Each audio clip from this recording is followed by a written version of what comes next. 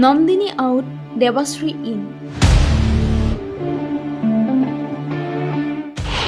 নন্দিনীক উলিয়াই ৰাজধানী থিয়েটাৰে আনিলে দেৱাশ্ৰী।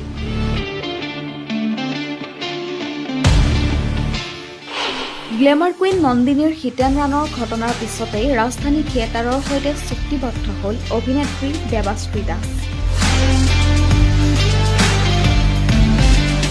চামিউলক গাড়ীয়ে খুন্দিয়াই মৃত্যুৰ মুখলৈ ঠেলি দিয়া গ্লেমাৰ কুইন নন্দিনী কাশ্যপক উলিয়াই দিলে ৰাজধানী থিয়েটাৰে।